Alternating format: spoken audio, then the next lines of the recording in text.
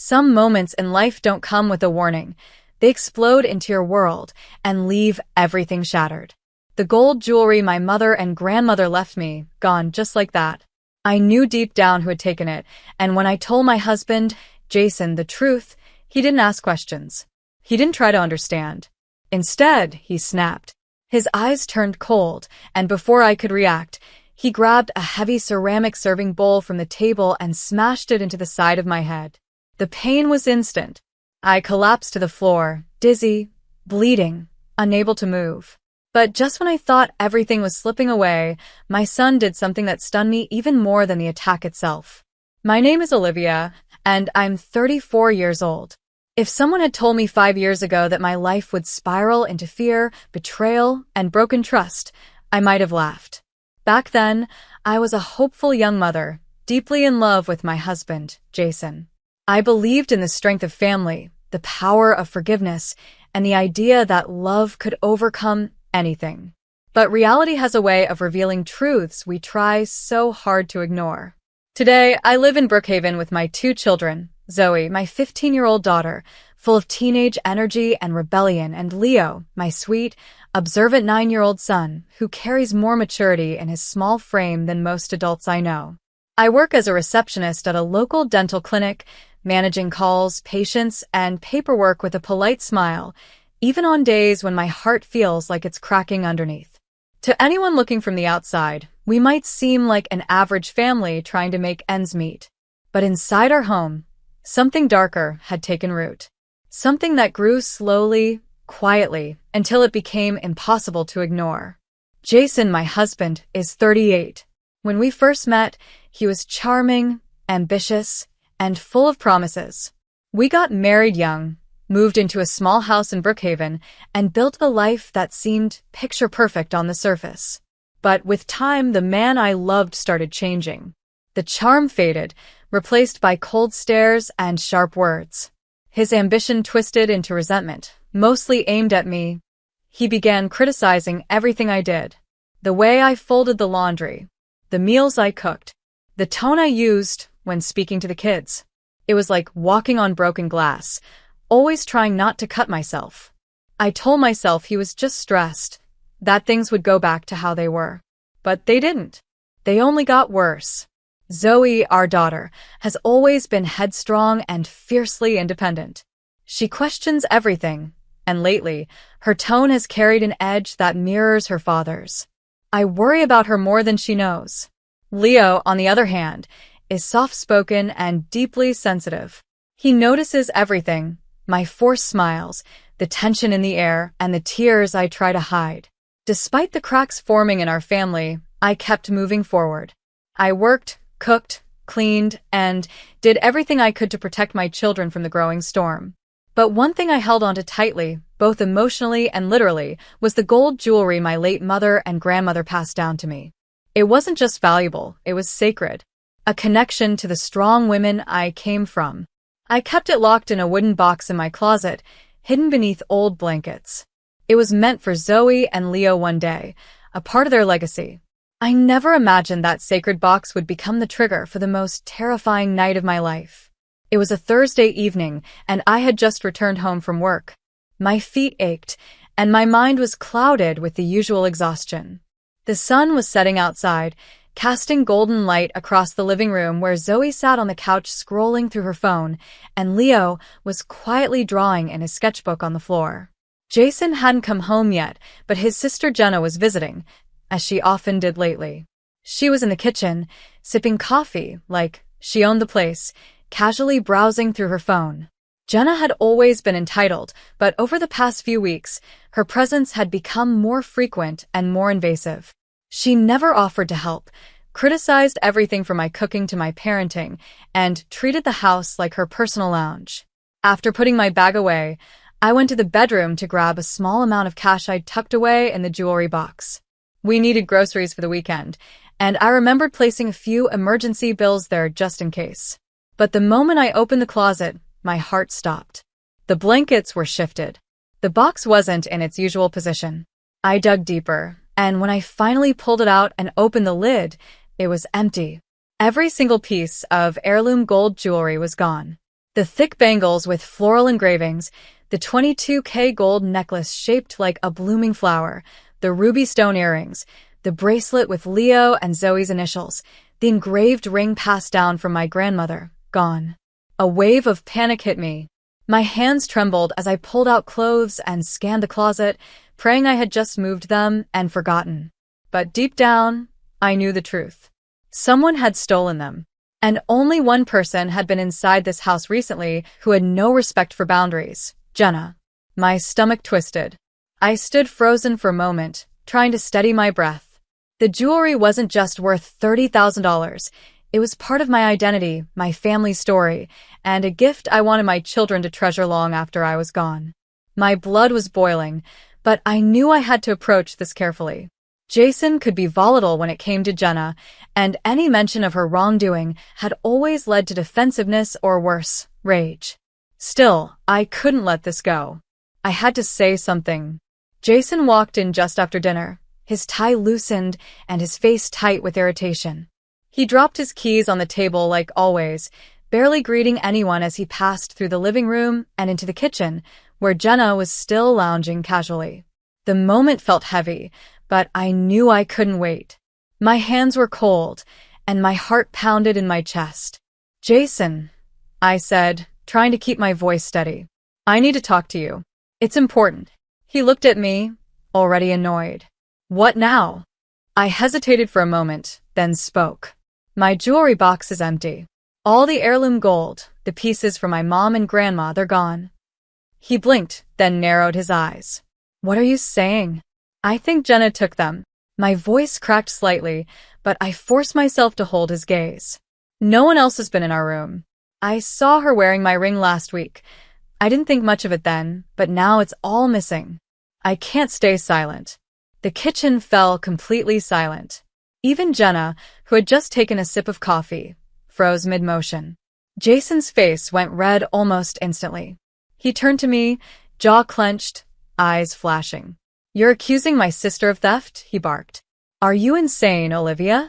"I'm not accusing. I'm telling you the truth." My voice was trembling now, but I stood firm. The box was hidden. Only someone who knew where to look. "Stop it," he roared, stepping closer. "You always hated her, didn't you? You'll stoop this low just to push her out." "I'm not making anything up," I cried. "That jewelry was worth $30,000. It was meant for our kids. How could you not?" Before I could finish the sentence, Jason's rage snapped into violence. He turned toward the dining table, grabbed the large ceramic serving bowl from the center, and in one swift, brutal motion, he slammed it against the side of my head. The impact sent me crashing to the floor. The bowl shattered beside me. My vision blurred as I felt warm blood trickling near my temple. My ears rang. Everything around me slowed, except for the scream. "Mom." Leo's voice cut through the chaos, high and shaking. He rushed over and dropped to his knees beside me. I tried to speak, but couldn't find the words. My head throbbed. My body was in shock. Leo scrambled to his feet, hands shaking as he grabbed the phone from the counter. His small fingers moved quickly. He knew what to do.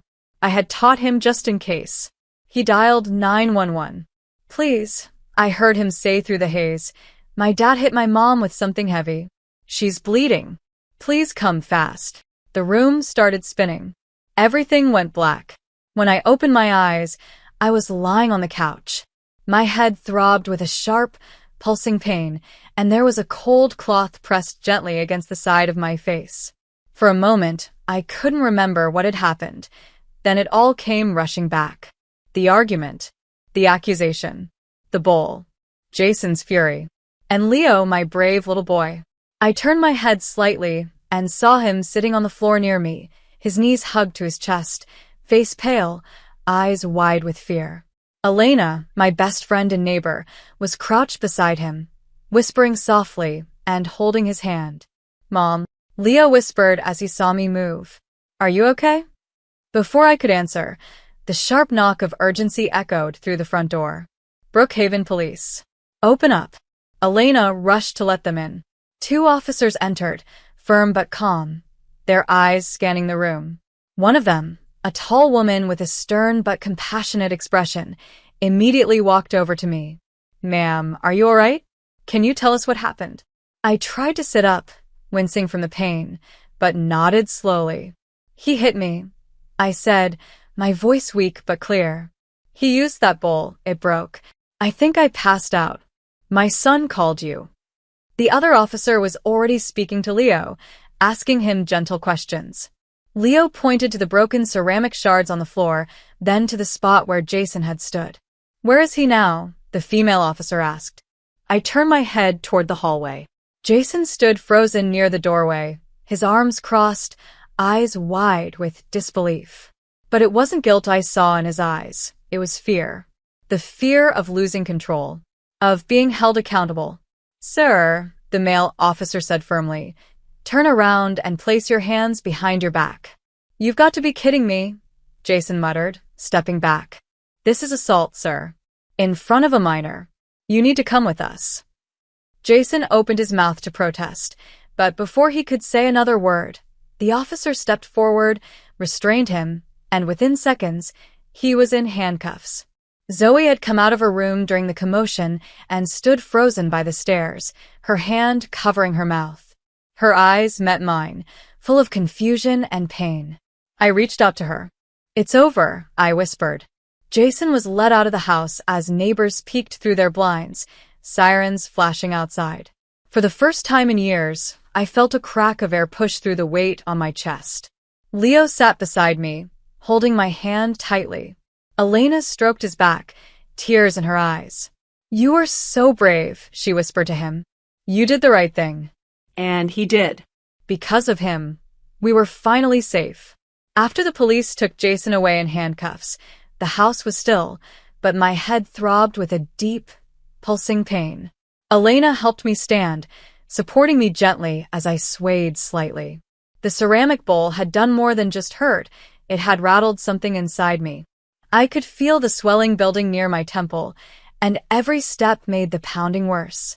"You need to go to the hospital," Elena said firmly. "You're bleeding and might have a concussion." I nodded slowly. My kids were shaken but safe. Now it was my turn to take care of myself, for once. Elena drove me to Brookhaven General Hospital. I sat in the passenger seat in silence, holding an ice pack against my head, my mind swimming with everything that had happened. The flashing lights. Leo's frightened voice. Jason's rage. The broken bowl. At the ER, I was taken in quickly. A nurse asked me a series of questions. How I got the injury, how long I was unconscious, if I had any dizziness or vomiting. I told her everything. She didn't flinch. She just nodded, typed into her tablet, and reassured me that I was in good hands. The doctor came in not long after. He examined the swelling, cleaned the wound, and ordered a CT scan. The results confirmed a mild concussion and a large contusion on the right side of my head. "I was lucky," he said. "A little more force, and things could have been much worse." They gave me pain medication and instructed me to rest for a few days, avoid bright lights and screens, and return immediately if symptoms worsened. Before I left, the nurse returned with a file in her hands. "These are your medical reports and injury documentation," she said gently. "We've noted that it was a domestic assault. You'll want to keep this safe. It can help you legally."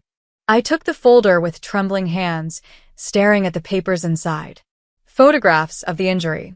The doctor's notes. Emergency admission records. Everything I would need to prove what had been done to me. As I stepped back out into the sunlight, Elena waiting beside the car, I felt a strange kind of strength wash over me. I wasn't just healing, I was building a case. One that would ensure Jason couldn't talk his way out of this. One that would protect me and my children for good. That night, the house was quiet. Eerily so. After the police left, after the neighbors returned to their own lives, and after Zoe finally went to her room, I sat on the couch with an ice pack pressed against the swelling on my head. My body ached, but not as much as my heart. Elena stayed with us, refusing to leave until she knew I was all right. Leo had finally fallen asleep on the couch beside me, his small hand still clutching mine. I looked down at him, overwhelmed with a mixture of guilt and pride. My 9-year-old son had saved me. He had been braver than most adults I knew. Elena placed a hot cup of tea in front of me and sat down beside me. "You have to press charges," she said gently. "And not just for what Jason did, but for the theft too." I nodded slowly. "I will. I've had enough." He crossed the line tonight. He almost crossed every line. The next morning, I visited the emergency room. The doctor confirmed that I had a mild concussion and prescribed rest, painkillers, and follow-up visits. The nurse documented my injuries in detail and handed me a copy of the report. "This will help your legal case," she said kindly. And so I began documenting everything. With Elena's support, I met with a family lawyer, filed for an emergency restraining order, and officially began divorce proceedings. Jason was being held in police custody, and I was told he would be arraigned in court soon. But I wasn't done yet. I also filed a theft report against Jenna. When I explained the situation, the missing jewelry, Jenna wearing one of the rings, and the sudden disappearance of the heirloom pieces, the detective assigned to my case nodded gravely. "We'll look into her," he said. "If we can recover the jewelry and prove intent to sell, this could turn into a felony theft case." For the first time in a long time, I felt like I was being heard. I wasn't just a frightened wife anymore. I was a mother, a woman, and a survivor, finally standing up for what was right. 2 weeks after filing the theft report, I got a call from Detective Alvarez, the officer assigned to the case. I had just come home from work when my phone rang. Seeing the number made my heart skip a beat. "Miss Olivia," he said, "we've executed a search warrant on Jenna Martin's apartment. We found multiple pieces of jewelry that match the photos and descriptions you provided. We also spoke to a pawn shop owner who confirmed she attempted to sell a gold bracelet last week." I stood frozen in the middle of my living room, a flood of emotions rushing through me, relief, anger, and disbelief. "Is she in custody?" I asked. "Yes," he replied. "We arrested her this morning. She's being charged with grand larceny, possession of stolen property, and attempted fraud. Given the value of the items, $30,000, and the deliberate effort to sell them, this qualifies as a Class C felony. The case is moving forward." Later that week, I visited the police station to identify and reclaim my jewelry. The moment I saw the thick bangles, my mother's necklace, the ruby earrings, the gold bracelet with Zoe and Leo's initials, I burst into tears. These weren't just items. They were memories. Love. My legacy. Detective Alvarez handed me the release form. "You'll be getting all of it back," he said. "We're holding her accountable." In court, Jenna sat expressionless in the defendant's chair. Her lawyer argued for leniency, claiming it was a moment of desperation. But the judge didn't flinch. For theft exceeding $30,000, the judge declared, and an attempt to unlawfully profit from family heirlooms, Jenna Martin is sentenced to 2 years in state prison, with mandatory restitution to the victim and a felony theft record permanently attached to her name. She would serve real time. No probation. No house arrest. Just the cold reality of her actions. As I walked out of the courtroom with the jewelry box in my hands, I felt the weight of betrayal start to lift. I hadn't just recovered my possessions. I had reclaimed my worth. The courtroom smelled like old wood and dust, still and quiet, except for the shuffling of papers and the occasional murmur from the lawyers. I sat on the bench, hands clasped tightly in my lap, waiting to face Jason for the final time. Across the aisle, he looked smaller than I remembered. Dressed in a wrinkled shirt and shackled at the wrists, he wouldn't meet my eyes. Gone was the arrogant smirk, the air of control. In its place was a man, unraveling. The judge called my name. I stood, my legs trembling but steady, and walked to the front to testify. I spoke about that night, about the argument, the stolen jewelry, about how Jason picked up the heavy ceramic serving bowl and struck me so hard that I lost consciousness in front of our son. I described the swelling, the concussion, the fear in Leo's voice as he called 911. I showed the medical report, the nurse's notes, the police photos of the broken bowl. I didn't cry. I didn't shout. I simply told the truth, calm, clear, and complete. When I stepped down, I saw Jason looking at me for the first time, but I felt nothing. No fear, No sadness. Just a quiet, grounded strength. The judge reviewed the evidence, including Leo's recorded 911 call and Jenna's theft case. After a brief deliberation, he delivered a sentence that gave me chills. Jason Martin is hereby sentenced to 5 years in state prison for aggravated assault in the presence of a minor, domestic violence, and endangering the welfare of his children. He would serve time without early release, followed by mandatory rehabilitation programs and a permanent restraining order preventing him from contacting me or the children ever again. Jason's head dropped. There was no protest this time. No arrogance. Just silence. Later that day, I signed the final divorce papers. After years of fear and pain, Jason was no longer part of our lives. Not in body, not in name, not in power. I walked out of the courthouse with my head high and my children waiting for me. The chains were broken. And justice, real, firm justice, had finally been served. The house felt different now. Not quieter, but freer. The shadows that once clung to every corner, the fear, the tension, the constant walking on eggshells, had lifted. In their place was light and space to breathe. The kind of peace I had nearly forgotten existed. Zoe was coming back to herself. The defensiveness in her tone was softening, and her late-night silence was replaced by quiet music or the tapping of her fingers as she did her homework.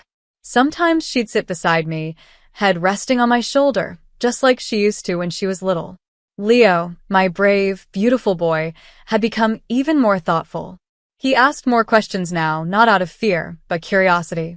About safety, about families, about truth. He still slept close to me sometimes, and I never said no. I owed him more than I could ever repay. And me? I was healing. Every morning I looked in the mirror and saw a woman who had survived. Not just an attack, but years of emotional erosion. I had found my voice again, and with it, I discovered a strength I didn't know I had.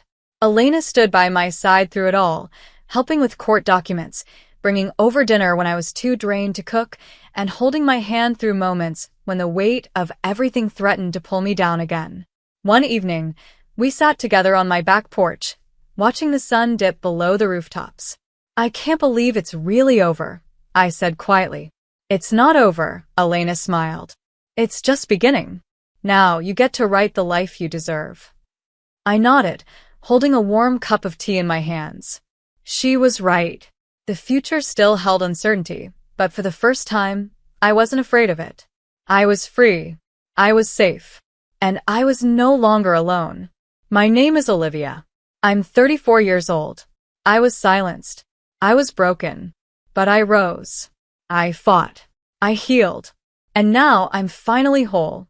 Thank you for staying with me until the end of my story. If my journey touched your heart, or reminded you that you're not alone in your struggles, please don't forget to like, comment, and subscribe to this channel. Your support means the world to me, and it helps others find these stories of strength, healing, and hope. I'm Olivia, and I survived. And if I can, so can you.